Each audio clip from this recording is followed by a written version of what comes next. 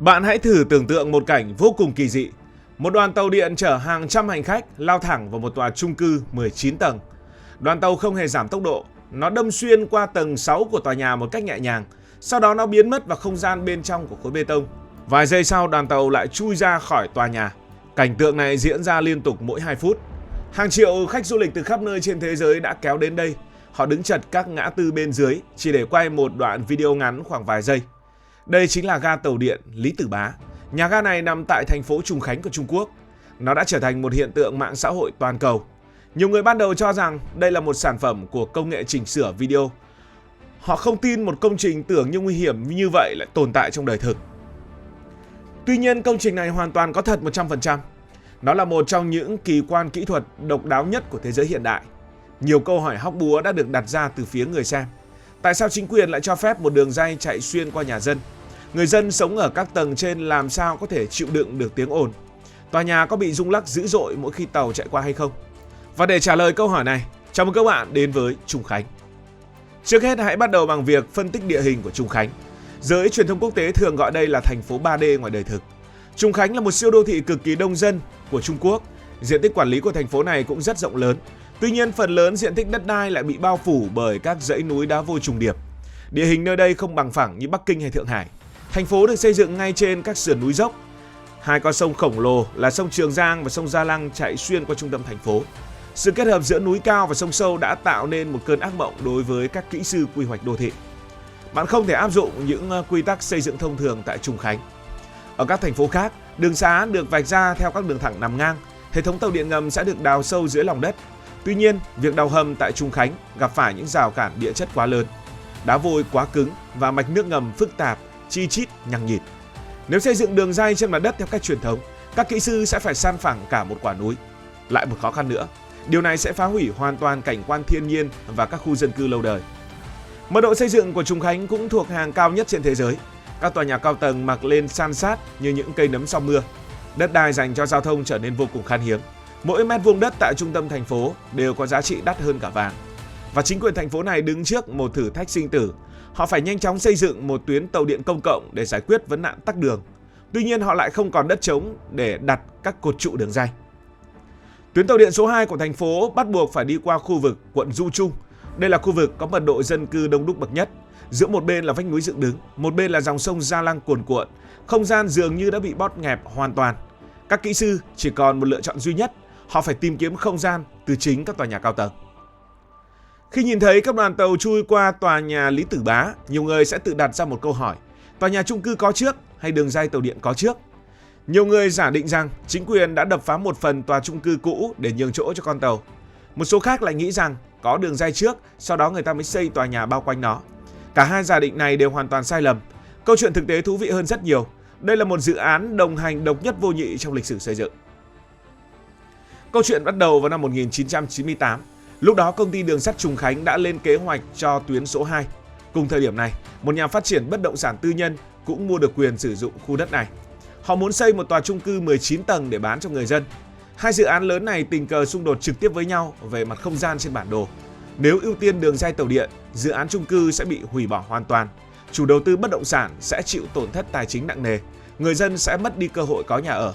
Ngược lại, nếu ưu tiên tòa chung cư, tuyến tàu điện sẽ phải làm đường vòng.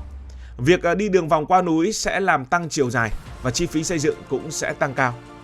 Trận chiến pháp lý và kỹ thuật diễn ra căng thẳng suốt nhiều tháng. Cuối cùng, một kiến trúc sư có tên là Diệp Thiên Nghĩa đã đưa ra một ý tưởng như thế này. Tại sao chúng ta không kết hợp cả hai dự án vào là một? Ý tưởng này ban đầu bị coi là một trò đùa. Tuy nhiên, sau khi tính toán kỹ lưỡng, cả chính quyền và chủ đầu tư đều gật đầu đồng ý. Các kỹ sư đường sắt và các kiến trúc sư xây dựng đã ngồi lại với nhau.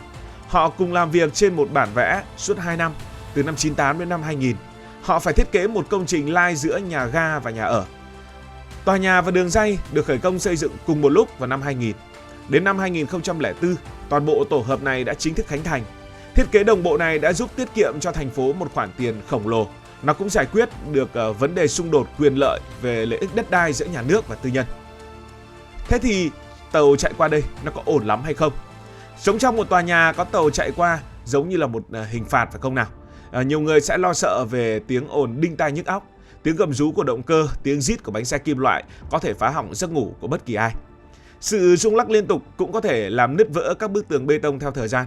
Tuy nhiên, cuộc sống thực tế của cư dân tại Lý Tử Bá lại hoàn toàn trái ngược. Người dân ở đây vẫn ngủ ngon mỗi đêm. Họ thậm chí không nhận ra có đường tàu chạy ngay dưới sàn nhà của mình. Bí mật nằm ở những giải pháp cực kỳ tinh vi của các kỹ sư Trung Quốc. Yếu tố đầu tiên là loại hình tàu điện được sử dụng. Tuyến số 2 của Trùng Khánh không phải là tàu điện ngầm truyền thống chạy trên 2 thanh dây thép. Các kỹ sư đã lựa chọn hệ thống tàu một dây chạy trên cao, hay còn gọi là monorail. Đoàn tàu này sử dụng hệ thống bánh xe bằng cao su đặc biệt thay vì bánh xe bằng thép. Bánh xe cao su di chuyển trên một dầm bê tông duy nhất và cách âm rất tốt. Nó không tạo ra những tiếng va đập kim loại chói tai. Khi đoàn tàu chạy qua nhà ga với vận tốc 40 km/h, tiếng ồn đo được bên trong căn hộ chỉ ở mức 60 decibel. Con số này tương đương với tiếng kêu rì rầm của một chiếc máy giặt hiện đại hoặc tiếng thì thầm của con người. Tiếng ồn này hoàn toàn bị lấn át bởi các âm thanh sinh hoạt thông thường trong gia đình. Yếu tố thứ hai cũng rất quan trọng, đó là sự cô lập về mặt kết cấu. Nhìn mắt thường bạn sẽ nghĩ đường ray bám chặt vào thân của tòa nhà. Thực tế thì không phải là như vậy. Tòa chung cư và nhà ga tàu điện là hai thực thể kiến trúc hoàn toàn độc lập với nhau. Chúng chỉ tình cờ chia sẻ một tọa độ không gian. Đường ray tàu điện được nâng đỡ bởi 6 trụ cột bê tông cốt thép khổng lồ. Các trụ cột này được cắm sâu xuyên xuống lòng đất qua các tầng của tòa nhà. Chúng không chạm vào rầm, sàn hay vách tường của bất kỳ một căn hộ nào. Giữa trụ cột và đường ray cấu trúc tòa nhà luôn có một khoảng cách an toàn rộng vài cm. Khoảng trống này được lấp đầy bằng các vật liệu giảm chấn và cách âm. Do đó, toàn bộ lực rung động và xung lực khi đoàn tàu di chuyển sẽ được truyền thẳng xuống nền đá cứng ở bên dưới. Và người trong chung cư cũng không cảm thấy gì. Về mặt vận hành thì sau khi dự án này được công bố, tâm lý của người dân và giới chuyên gia rất là tiêu cực. Nhiều người coi đây là một sai lầm kiến trúc thảm họa. Nhiều người dự đoán rằng không ai muốn mua những căn hộ bên trên tòa nhà này. Giá bất động sản của chung cư dự báo sẽ giảm thê thảm. Người dân lo ngại về các yếu tố phong thủy xấu. Tự nhiên có một cái gì đó đâm xuyên, có một cái gì đó văn hóa Á Đông phong thủy như thế là không được rồi. Tuy nhiên thực tế thì lại hoàn toàn khác. Sau khi khánh thành, tòa nhà Lý Tử Bá đã tạo ra một cơn sốt kinh tế và tâm lý chưa từng có. Giá các căn hộ tại đây không hề giảm mà ngược lại tăng.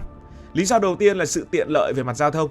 Cư dân sống trong tòa nhà chỉ cần bấm thang máy xuống tầng 6 là bước ngay vào ga tàu điện, không cần phải đi bộ, không sợ nắng mưa.